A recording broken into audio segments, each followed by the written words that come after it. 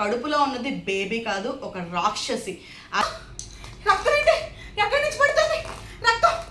Time రాత్రి 10 గంటలు అవుతుంది. మేమైతే ఇప్పుడు బేబీ రెడ్ గేమ్ ఆడుతున్నామండి. చాలా భయంకరంగా ఉంటుంది ఈ ఆట. చాలా మంది కామెంట్ చేస్తున్నారు బేబీ ఇన్ రెడ్ గేమ్ ఆడండి, బేబీ ఇన్ పింక్ గేమ్ ఆడండి అని చెప్పేసి. ఇవాళ అయితే మాత్రం బేబీ ఇన్ రెడ్ గేమ్ ఆడుతున్నాము. దీనికి కావాల్సిన వస్తువులు ఏంటంటే మన ఇంట్లో ఉన్న ఏదైనా ఒక రెడ్ టాయ్ అయితే తీసుకోవాలండి. రెడ్ కలర్లో ఉండాలి ఆ టాయ్ మాత్రం. తర్వాత నిమ్మకాయలు అయితే కావాలండి. ఇవి ఎందుకో నేను చెప్తాను మీకు. తర్వాత ఒక మ్యాచ్ బాక్స్ అయితే కావాలి, ఇంకా బుక్ కావాలి, పెన్ కావాలి, పేపర్స్ కావాలి. మనం ఇంకా లేట్ చేయకుండా గేమ్లోకి అయితే వెళ్ళిపోదాం. వెళ్ళే ముందు ఒక లైక్ చేసేసేయండి. సో ఇవాళ గేమ్ ఎవరెవరు ఆడుతున్నామంటే నేను, సిరి అండ్ మా ఆశ్రిత్ ఆడుతున్నాడు. చాలా మంది అడుగుతున్నారు కదా ఆశ్రిత్ ఎందుకు గేమ్స్ ఆడలేదు, ఆశ్రిత్ని కూడా గేమ్లో పెట్టండి హారర్ గేమ్లోని. సో ఆశ్రిత్ని పెట్టాను. శ్రీయాన్షి మేము ముగ్గురం అయితే ఆడుతున్నామండి. ఇంకెవ్వరు ఆడట్లేదు ఈరోజు. గేమ్ అయితే మరి చాలా ఇంట్రెస్టింగ్గా ఉంటుందండి రెడ్ బేబీ గేమ్. సో ఇప్పుడు మనమైతే స్టోరీ తెలుసుకుందాం, అలాగే గేమ్ కూడా ఆడొద్దాము. శ్రీయాన్షి లైట్స్ ఆఫ్ చేసే, ఇంకో లైట్ కూడా ఆఫ్ చేసే, కిందకు వచ్చే. ది బేబీ ఇన్ రెడ్ స్టోరీలోకి వెళ్దామా? ఒక ప్రెగ్నెంట్ ఉమెన్ ఉంటుంది, డెలివరీ కోసం హాస్పిటల్లో జాయిన్ అవుతుంది.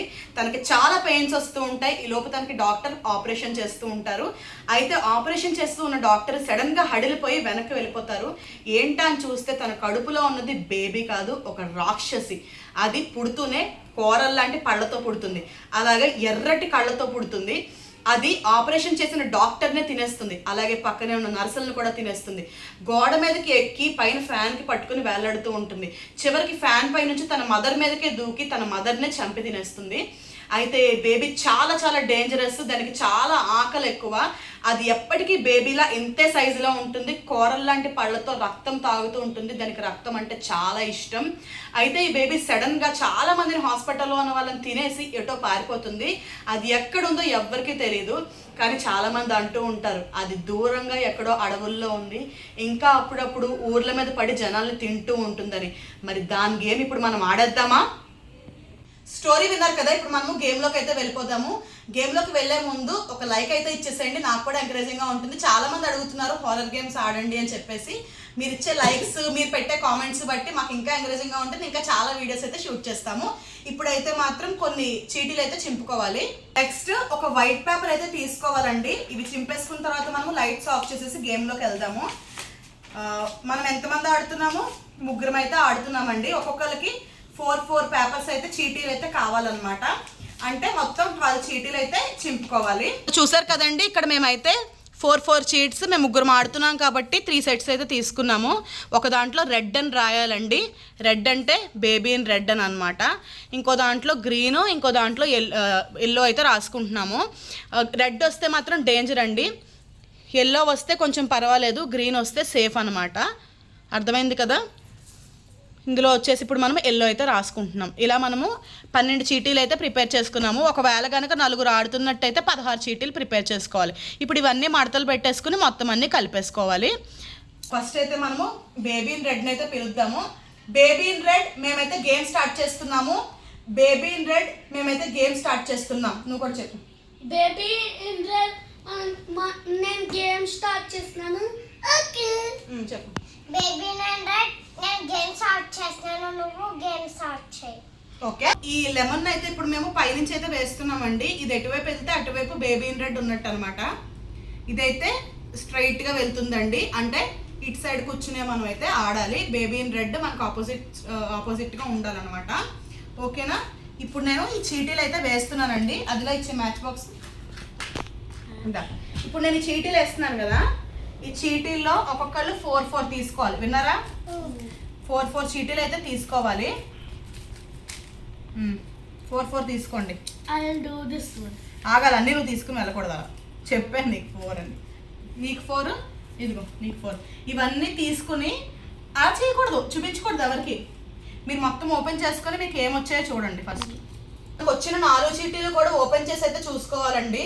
మనకైతే 4 సేమ్ కలర్ రావాలి. ఎవరికైతే 4 సేమ్ కలర్ వచ్చాయో వాళ్ళు ఇక్కడ బేబీ ఇన్ రెడ్ అని చెప్పేసి అయితే కొట్టాలన్నమాట. అప్పటిదాకా మనం చీటీలు మార్చుకుంటూ ఉండాలి, అంటే మనకు అక్కర్లేని కలర్ పక్కన వాళ్ళకైతే ఇచ్చేస్తూ ఉండాలన్నమాట. ఇప్పుడు దీనికోసం అయితే మనం రౌండ్గా కూర్చోవాలి. ఆశ్రిత్ ఇక్కడ కూర్చో. సో మేము ఇలా రౌండ్గా కూర్చున్నాం కదండి. ఇప్పుడు మనకు అక్కర్లేని కలర్ అయితే పక్కన వాళ్ళకి ఇవ్వాలి. నేనైతే ఆశ్రిత్కి ఒక కలర్ ఇస్తున్నాను. ఇప్పుడు ఆశ్రిత్ శ్రీయాన్షికి ఒక కలర్ ఇచ్చేసాను. ఆశ్రిత్ కూడా శ్రీయాన్షికి అయితే ఒక కలర్ ఇచ్చాడు. ఇప్పుడు మళ్ళీ నాకు ఇవ్వమ్మా ఒక కలర్. ఏం కలర్ ఇచ్చావు? సరే తీసుకో ఈసారి. వద్దు తీసుకో. ఓకే, ఇలా అయితే మనకి 4 చీటీలో ఒక కలర్ అయితే రావాలండి. ఏమో రెడ్ ఎవరికి వస్తుందో మరి చూడాలి. ఫాస్ట్ కానీ నువ్వు గ్రీన్ తీసుకో. నేను ఇవ్వాలి ఇంకా నీకు. ఆగు, నాది ఇప్పుడు మా ఆశ్రిత్కి నేను ఇస్తున్నా. నీకు 4 చీటీలు ఒకటే ఉంటే బేబీ ఇన్ రెడ్ అని కొట్టాలి. చూసుకో, 4 చీటీలు ఒకటే వస్తే బేబీ ఇన్ రెడ్ అని కొట్టాలి. Baby in red. సో మా ఆశ్రిత్కి అయితే ఇక్కడ 4 చీటీస్ కూడా రెడ్ కలర్ అయితే వచ్చాయండి. అందుకనేసి వాడు బేబీ ఇన్ రెడ్ అయితే కొట్టాడు అనమాట. కాకపోతే వచ్చింది గ్రీనో ఎల్లో అయితే సేఫ్లో ఉండేవాడు. ఇక్కడ వచ్చింది ఏంటంటే రెడ్ కలర్ అనమాట. వాడు డేంజర్లోనే ఉన్నాడు. సో ఫస్ట్ గేమ్ అయ్యేసరికి నాకు శ్రీయాన్షి పాపకి 0, మా ఆశ్రిత్ బాబుకి అయితే రెడ్ కలర్ అయితే వచ్చిందండి. ఇప్పుడు సెకండ్ రౌండ్ ఆడతాం. సో ఇప్పుడు మేమైతే సెకండ్ రౌండ్లోకి వచ్చామండి. మళ్ళీ 4 చీటీస్ అయితే తీసుకోండమ్మా. ఇగో నీ 4, ఇగో నీ 4. ఇప్పుడు ఏమేమి వచ్చాయో చూసేసుకోండి.